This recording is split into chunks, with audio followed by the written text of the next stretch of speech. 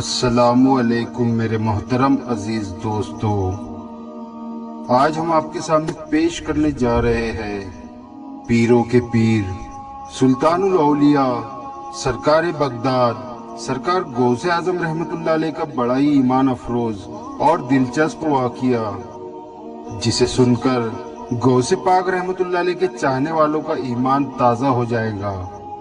تو آئیے بڑھتے ہیں اس خوبصورت واقعے کی طرف۔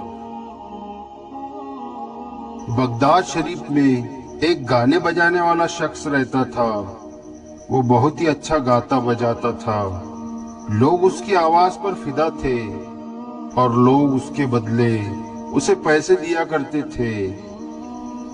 ایک بار سرکار غوث اعظم رحمۃ اللہ علیہ کا گزر اس کی طرف سے ہوا تو سرکار غوث اعظم رحمۃ اللہ علیہ نے اسے ہدایت دی کہ یہ سب کام چھوڑ دو اور اللہ سے توبہ کرو، یہ کام صحیح نہیں ہے۔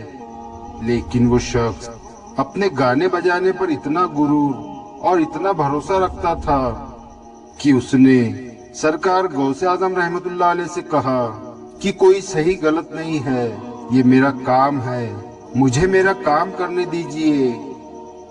سرکار غوث اعظم رحمۃ اللہ علیہ نے اسے بہت سمجھایا لیکن وہ نہ مانا، اور جب اس نے دیکھا کہ سرکار غوث اعظم رحمۃ اللہ علیہ نے ایسا کہا ہے تو وہ ان کا مخالف ہو گیا اور ان کے لیے زمانے بھر میں کیا کیا باتیں کرنے لگا۔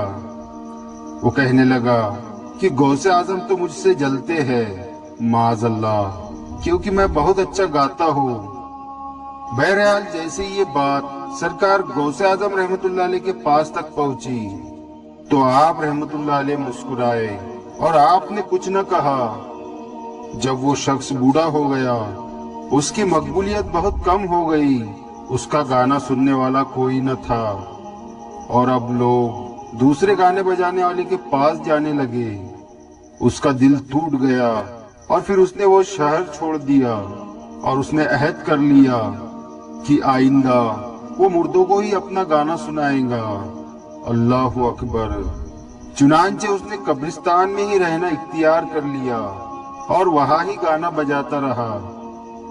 ایک دن وہ اپنے شکل جگل میں مصروف تھا، ایک قبر سے آواز آئی، اے شخص، تو کب تک مردوں کو اپنا گانا سناتا رہے گا؟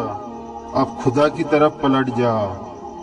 اس شخص پر سخت دہشت طاری ہوئی اور اس نے عالم بے خودی میں یہ اشعار پڑھے جس کا ترجمہ تھا، اے میرے رب، حشر کے دن میرے پاس کوئی پونجی نہیں سوائے اس کے کہ میرے دل میں تیری بخشش اور رحمت کی امید ہے، میری زبان پر حمد و ثنا ہے۔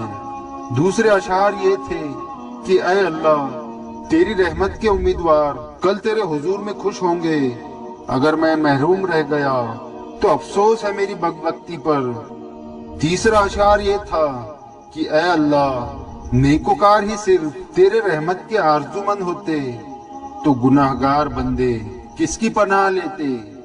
اور چوتھا اشعار یہ تھا کہ اے اللہ، میرا بڑھاپا حشر کے دن تیری بارگاہ میں میری شفاعت کرائے گا، امید ہے کہ اس پر تو رحمت کی نظر فرمائے گا اور مجھے اپنے دامن رحمت میں جگہ دے گا اور جہنم سے بچا لے گا۔ یہ اشعار اس شخص کے زبان پر ہی تھے۔ اتنے میں دوسری طرف سرکار غوث اعظم رحمۃ اللہ علیہ اثار کے بارے میں تقریر فرما رہے تھے۔ ایک آپ خاموش ہو گئے اور آسمان کی طرف نظر اٹھائی اور پھر اپنے حاضرین کی طرف مخاطب ہو کر فرمایا کہ زیادہ نہیں، مجھے بس 100 دینار چاہیے۔ آپ کا ارشاد سن کر کئی لوگ 100 دینار لے کر حاضر ہو گئے اور آپ کے سامنے رکھ دیے، لیکن آپ نے صرف ایک شخص کے 100 دینار لے لیے اور اپنے خادم کو حکم دیا کہ یہ 100 دینار لے کر شنوزیہ کے قبرستان میں جاؤ، وہاں تمہیں ایک بوڑھا باجا بجاتا ہوا ملے گا، اسے یہ دینار دے کر میرے پاس لے آؤ۔ خادم جب وہاں پہنچا تو ایک بوڑھا باجا بجا بجا کر گا رہا تھا۔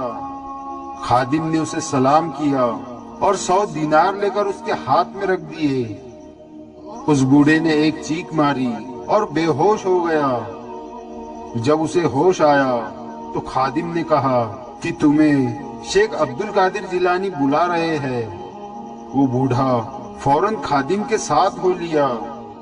جب دونوں سرکار غوث اعظم رحمت اللہ علیہ کی خدمت میں پہنچے تو سرکار غوث اعظم رحمت اللہ علیہ نے اس سے فرمایا، اب تم ہی تمہارا قصہ بیان کرو۔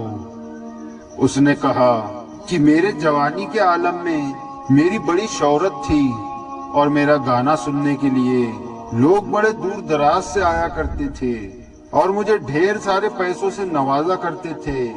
اسی وقت سرکار پیرانے پیر نے مجھے ہدایت بھی دی تھی، لیکن میں نے ان کی بات ٹال دی تھی اور الٹا ان پر ہی الزام لگا دیا تھا۔